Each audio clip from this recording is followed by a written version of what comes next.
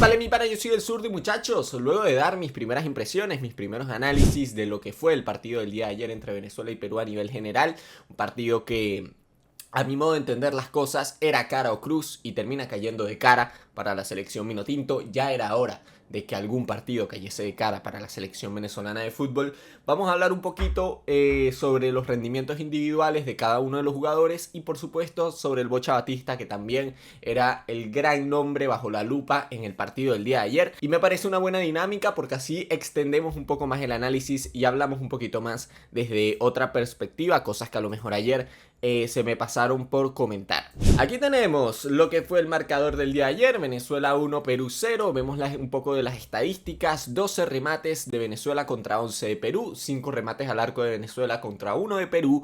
Impresionante la posesión, me sorprendió verdaderamente, pensé que había estado más pareja, pero apenas 38% de posesión para Venezuela, 62 para Perú. 444 pases intentados de Perú y solamente 279 de Venezuela. Para que vean la mentalidad con la que salió la Vinotinto ayer, de dejarse de tonterías, de tratar de asociarse y de tener la pelota y simplemente ser peligroso por medio del juego directo, por medio de balones largos. Pero muchachos, lo que nos interesa por aquí es hablar, por supuesto, de este 11. El 11 de la Vinotinto ayer, que salimos con Rafa Romo, que me parece que tuvo un partido solvente. Tampoco fue que Perú lo exigió demasiado, pero cuando Perú lo exigió, me parece que respondió muy bien Rafa Romo. Pasemos a hablar del partido de Alexander González, que para mí hizo otro partidazo. Partidazo de los que hizo en su momento en 2023, antes de la irrupción de Aramburu, cuando todo el mundo se la cagaba a Alexander González. Me parece que el día de ayer hizo otra gran presentación de Alex. Evidentemente en el primer tiempo tiene dos manchas para mí. La primera, la amonestación que tiene, que se deja amonestar luego de una jugada sumamente innecesaria, no propia de un jugador de su experiencia. Y la segunda, por supuesto, el gol de Perú, que al final termina siendo anulado por una mano bajo del arco. O sea, una cuestión increíble. Por eso te digo que el partido termina cayendo de cara para la Vinotinto, porque es que ese gol de Perú lo repites 10 veces y 10 veces es gol, y una te da en la mano, y esa fue la que vimos el día de ayer. Pero más allá de eso, en la jugada vimos a un Alexander González que se dejó ganar muy fácil la marca. Es verdad que no es solo su culpa, John Aramburu pecó allí un poco de no ser zurdo, hay que hablarlo como es, porque al final el peruano termina mandando el centro tan cómodo porque Aramburu trata de cerrarlo con la pierna derecha en vez de barrerse con la zurda. Pero bueno, más allá de eso, buen partido de Alexander. Nahuel Ferraresi y Wilker Ángel, para mí partido redondo como pareja de centrales. Me gustó muchísimo lo de Nahuel Ferraresi, para mí posiblemente el MVP en defensa. Tenía tiempo que no le veía un partido tan bueno a Nahuel Ferraresi como el del día de ayer. Sólido, solvente, gritando a sus compañeros, siendo capitán. Me gustó mucho lo de Nahuel Ferraresi y Wilker Ángel, que creo que cumplió bastante bien. Y para no estar, digamos, con tanto ritmo competitivo, para no estar tan bien, habían las dudas de si estaba bien físicamente, si no estaban bien físicamente, Wilker Ángel para mí termina demostrando que es uno de los mejores defensores que tenemos actualmente, y termina haciendo que todo el mundo se olvide de que tenía que ir Mikel Villanueva, de que Mikel Villanueva esto, Mikel Villanueva lo otro. Al final, muchachos, tenemos jugadores que, más allá de que no jueguen en Portugal, cuando vienen a la selección Vinotinto rinden, cumplen, y en ese sentido prefiero mil veces a un Wilker Ángel que a un Mikel Villanueva o lo que sea. Hablemos sobre John Aramburu, partido con más maña, con más fuerza que fútbol realmente, partido de los que ya estamos acostumbrados un poco de John Aramburu, donde se vacía totalmente el tanque de estamina, donde lo deja todo en la cancha, donde corre como un búfalo, como bien su apodo lo muestra. Aramburu tiene cosas que mejorar, muchachos. Tiene muchas falencias a nivel técnico, a nivel de perfil. Bueno, digamos que se dejan pasar porque estaba jugando por la otra banda, estaba jugando a perfil cambiado. Nada fácil esa tarea para un jugador diestro, y dentro de todo me parece que lo hace bien Aramburu. Para mí me gustó el partido de Aramburu. Como digo, tiene cosas que mejorar, cosas que pulir, pero la entrega no se negocia, y ese tipo de jugadores como Aramburu, como Brujo Martínez, ese tipo de jugadores a mí dámelo siempre para este tipo de partidos, para este tipo de finales. Gran partido de Aramburu. Vamos a hablar posiblemente sobre el peor de la cancha. El peor de la cancha, que para mí fue Yangel Herrera. Yangel Herrera. Tener partidos erráticos, y me parece que el de ayer fue un poco eso. Creo que Mismo caso de Aramburu, creo que tuvo una actitud correcta, creo que corrió mucho Yangel, creo que trató de cortar muchos balones.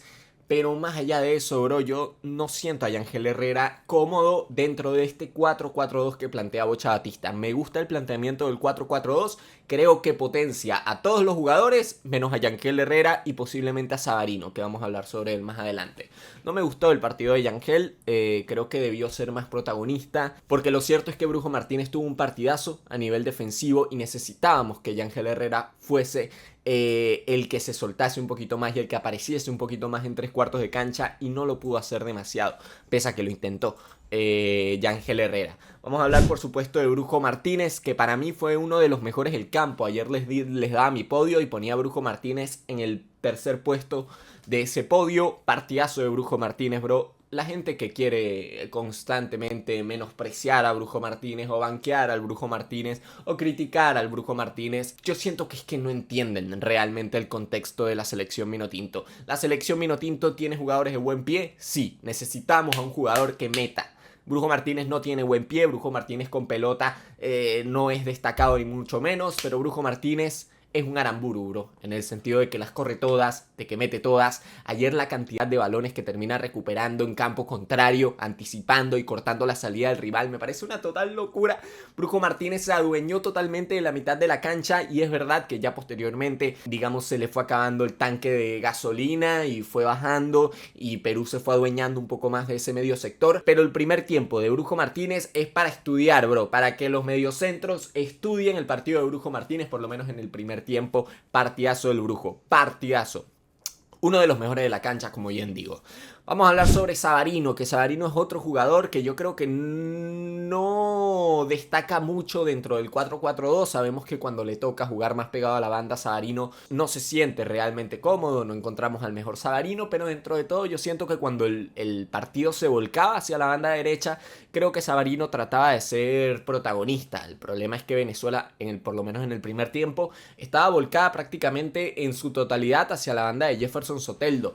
Creo que eso también ayudó, y de hecho el Bocha Batista vio esto, y por eso vimos a un Savarino por momentos cambiándose de banda con Soteldo, por momentos un Savarino que buscaba cerrarse para aparecer por dentro. O sea, Savarino se estuvo buscando a lo largo del partido. Me parece que no se terminó de encontrar del todo, pero con todo y eso me gustó el partido de Savarino cuando apareció en 3/4 de cancha, que no fue mucho, no apareció tanto, no la tocó mucho Savarino, pero cuando le tocó aparecer en 3/4 de cancha me parece que lo hizo bastante bien.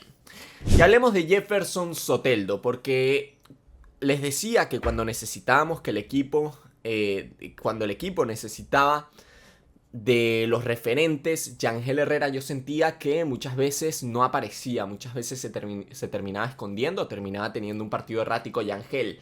Mismo caso me ocurre con Soteldo, pero ayer me parece que hizo un partidazo Jefferson Soteldo. El equipo necesitaba al Soteldo más propositivo, al Soteldo más punzante, al Soteldo más atrevido, además en un partido muy difícil donde le tocó bailar con Luis Advíncula, un jugador muy rocoso, muy físico, y me parece que Soteldo el día de ayer hace un gran trabajo, tanto a nivel ofensivo como a nivel defensivo. Tuvo mucho repliegue defensivo Jefferson Soteldo, ayudó mucho por allí, por esa banda, a John Aramburu, que era necesario, porque Advíncula sabemos que es un lateral largo, un lateral que se suele proyectar. ¿Seguirá siendo criticado por muchos Soteldo? Sí. ¿Probablemente yo lo siga criticando en el futuro? Sí. Pero algo que es indudable es que es el mejor jugador de la selección Minotinto, por lo menos el que causa más desequilibrio y el que siempre que la agarra es un dolor de cabeza para el equipo contrario. Y vamos a hablar, por supuesto, de la pareja de delanteros, pareja old school. Volvimos a esas etapas de la doble punta Rondón Joseph con Rafael Dudamel.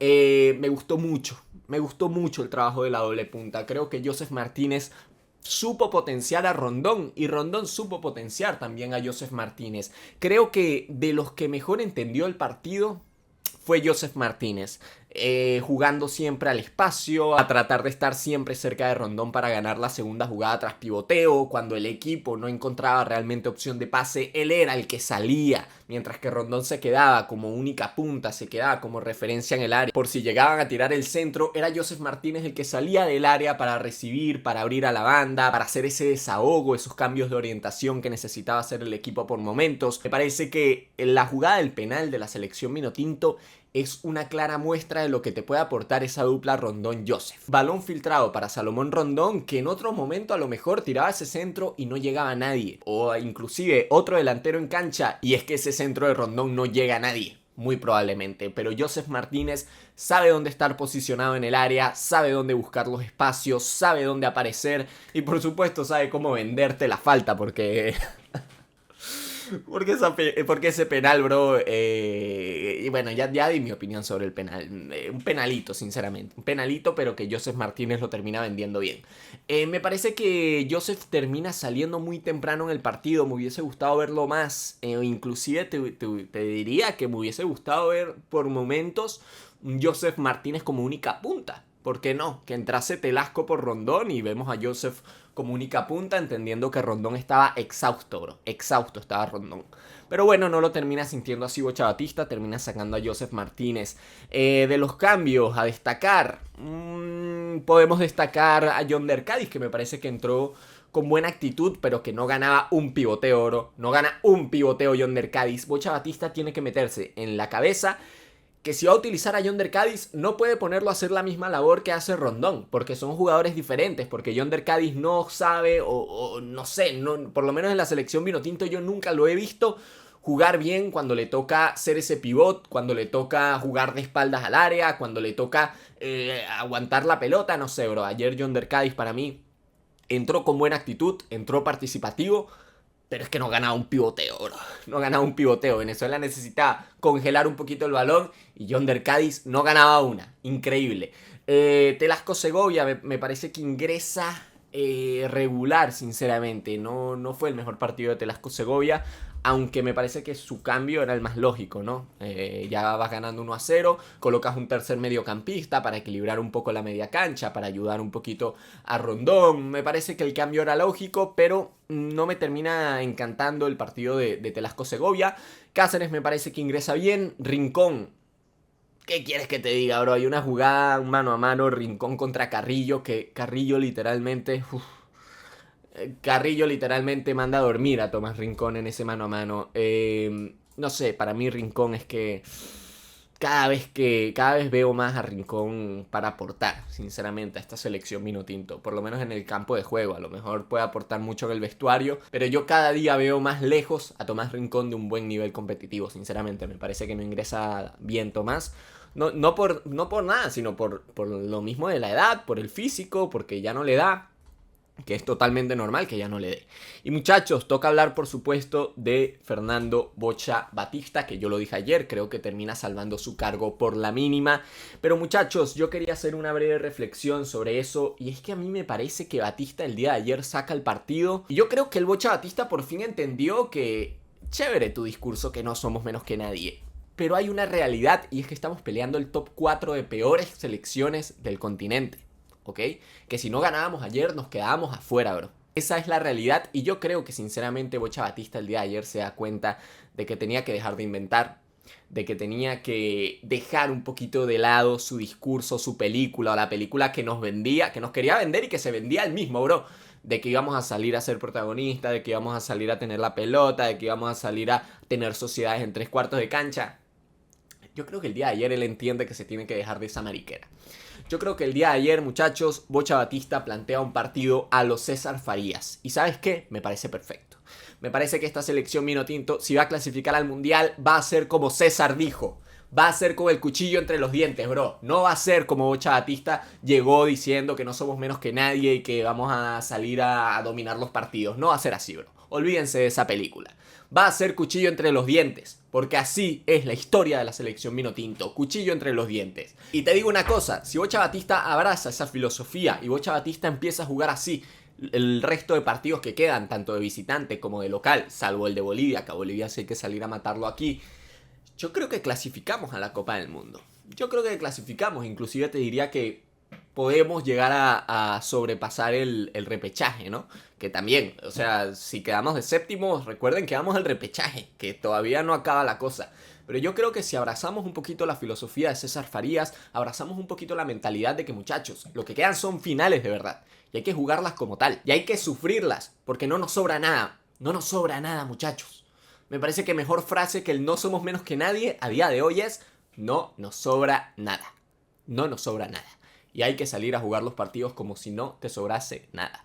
Me gustó el planteamiento el día de ayer de Bocha Batista. Evidentemente me hubiese gustado más ver una selección Minotinto goleando 3-0.